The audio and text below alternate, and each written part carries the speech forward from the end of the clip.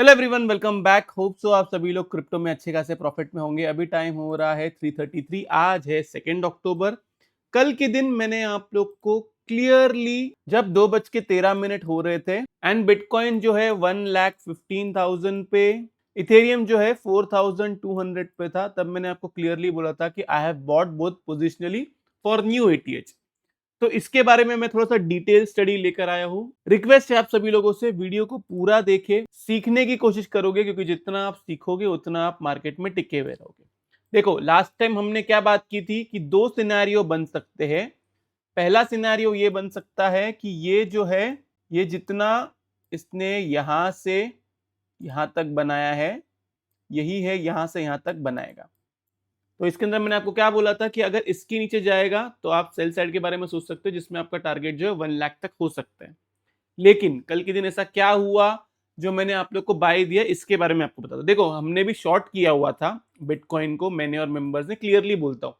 लेकिन उसके अंदर फिर हमने एसएल लिया यहाँ पे, एंड देन उसके बाद में 1,15,000 के इधर जो है हमने इसको बाय किया। रीजन मैं आपको बताता हूं। देखो, मैंने आपको क्लियरली समझाया था पिछली बार, मुझे भी ऐसा लगा था कि ये 1,05,000 तक जा सकता है। लेकिन अभी अगर हम लोग देखेंगे तो बड़े टाइम फ्रेम पे, वीकली टाइम फ्रेम पे, ये एक फोर्थ वेव का फॉर्मेशन है। ये एक फोर्थ वेव का फॉर्मेशन है बड़े टाइम फ्रेम पे।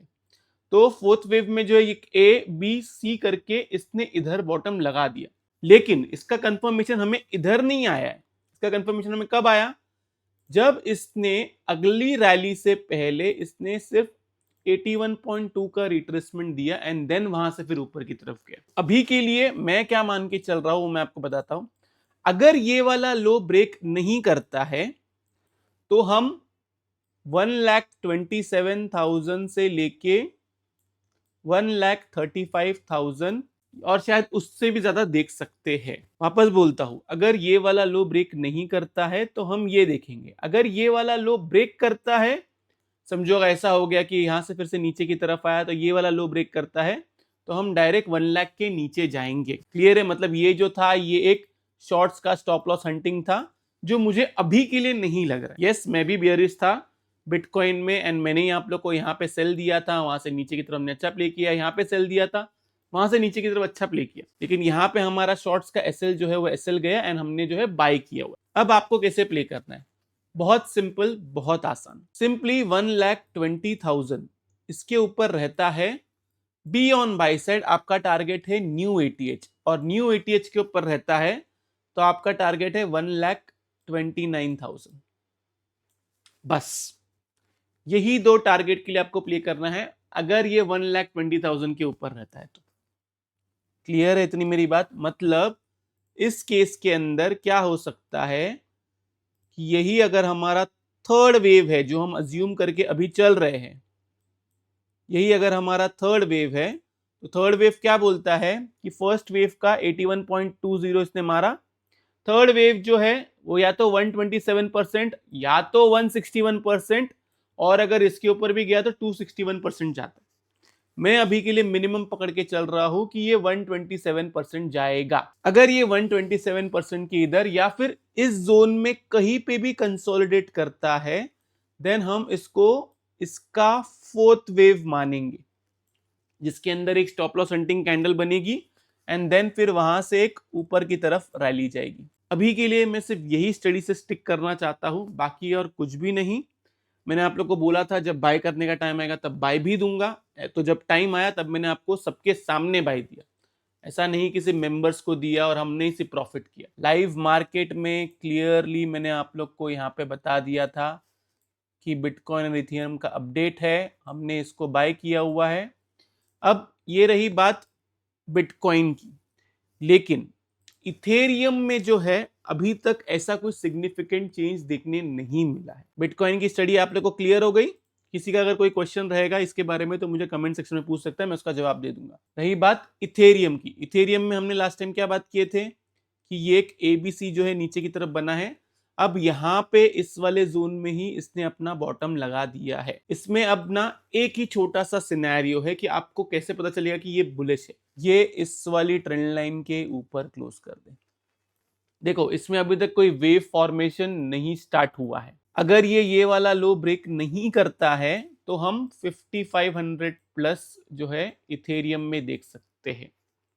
लेकिन मैं टू बी फ्रैंक जो सच है वही बोल रहा हूं, इसमें ऐसा कोई 1 2 3 4 5 का फॉर्मेशन चालू नहीं हुआ है। अगर कल को ऐसा हुआ कि ये जो है यहां से नीचे की तरफ आया, समझो यहां से आया या फिर इस वाली ट्रेंड लाइन से आया, और अगर ये 81.2% के इधर या 61.8% या 50% के रिट्रेसमेंट करके ऊपर तक गया, देन समझना कि ये 1 2 3 4 5 का फॉर्मेशन चालू हो गया। क्लियर है मेरी बात?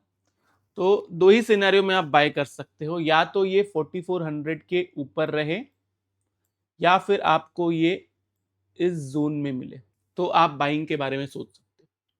क्लियर है इतनी मेरी बात?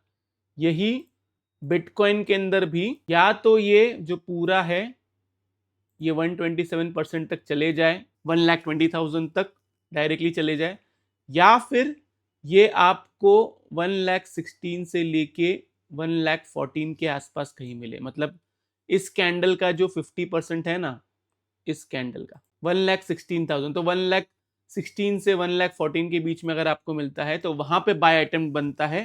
देन उसके बाद में ऊपर की तरफ आपका टारगेट रहेगा 1,20,000 एंड उसके बाद 1,20,000 के ऊपर रहेगा, मतलब 1,20,400 के ऊपर रहेगा तो 1,29,000।